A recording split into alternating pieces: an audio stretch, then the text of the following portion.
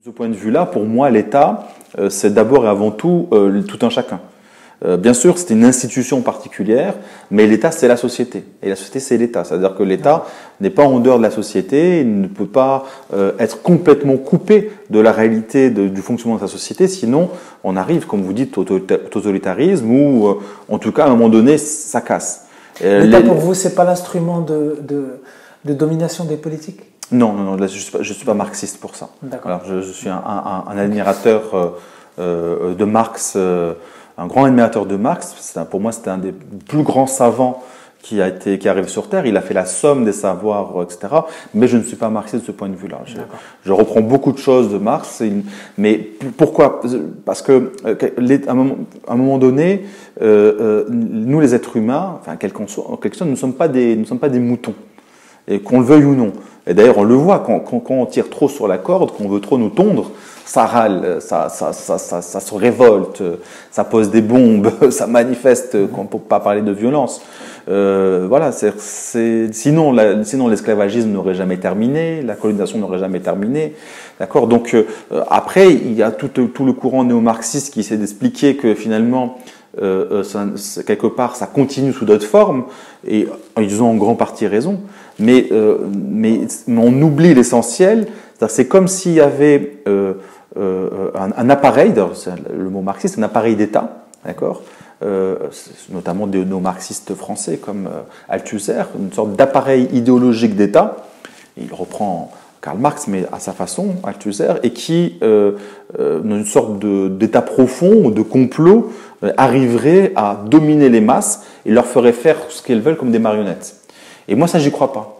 Voilà, vraiment. Vous ne croyez pas à l'État stratège?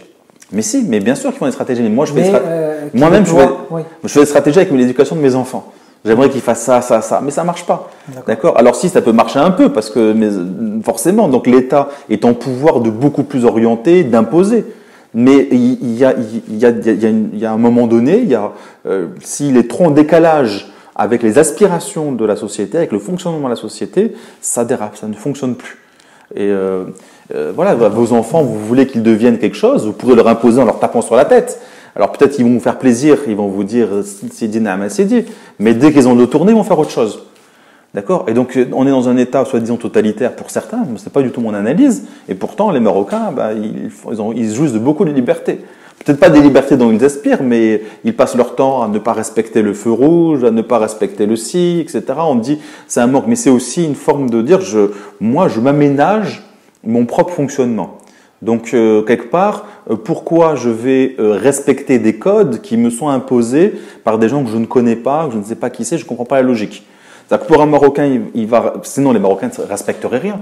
Or, ils vont respecter plein de règles communautaires, de règles islamiques aussi, ou un mélange des deux, un peu communautaire, un peu islamique, dans leur maison, avec leur famille, etc. Mais d'autres règles, ils ne vont pas les respecter quand ils vont conduire, quand ils vont aller faire la queue. C'est-à-dire qu'il y a des choses où il est acceptable d'avoir un comportement, on va dire, non civique, et pour d'autres choses, c'est inacceptable. Ça ne veut pas dire qu'en réalité, ils n'ont pas un comportement civique. Ça veut dire pour beaucoup de gens, ils ne comprennent pas l'importance de cette règle. Elle leur tombe par le haut. Elle n'a pas de sens. Or, une autre règle qui peut-être peut paraître désuète, comme la question de, je sais pas moi, de la bienséance des femmes, de bien se tenir, etc., va leur paraître important. Et donc, je généralise un peu comme ça, je caricature même beaucoup, mais ce qu'il faut comprendre, c'est que l'État, finalement, il impose des choses, mais des choses qu'il n'arrive pas à imposer. Et à la fin, les gens, ils s'arrangent eux-mêmes. Et donc, du coup, où est le totalitarisme? Le totalitarisme, c'est quand l'État pense les règles et vous réussissez à vous les faire imposer, bzizmenkom, comme on dit. Et vraiment, si tu n'es pas d'accord, il coupe la main, il coupe la tête, il enferme. On ne vit pas du tout dans cette perspective. Ça ne veut pas dire qu'il n'y a pas de répression, mais cette répression, elle est finalement minime par rapport à ce que pourrait faire un État qui veut imposer toute sa force. Donc il faut à un moment donné un peu raison garder, et je pense que là-dessus, les néo-marxistes peuvent se tromper, notamment pour qualifier les régimes en transition, comme le régime marocain ou d'autres, qui fonctionnent aussi avec la société. Je pense que l'image de la révolution du roi et du peuple, c'est une très bonne image, parce que, de fait, il y a une sorte d'équilibre, on va dire, entre le palais, l'État, parce que quelque part le palais c'est l'État aussi, pas à lui seul, mais en grande partie, on dit aussi Sultan, hein, pour le dire clairement, et le peuple qui serait les élus, mais aussi la société civile, les journalistes, les élus nationaux ou locaux, les députés, etc.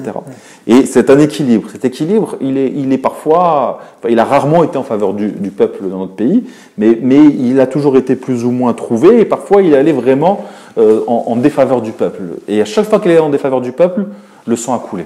Pas beaucoup, donc l'équilibre a été repris, mais il a coulé. Si vous regardez les événements, avec les états d'urgence, les états d'exception, les répressions de manifestations, etc. Et donc rapidement, il y a une sorte de volonté de l'État marocain de corriger le tir. Or, c'est pas lui qui peut le corriger tout seul, parce que c'est avec la société. Et donc, c'est une négociation permanente.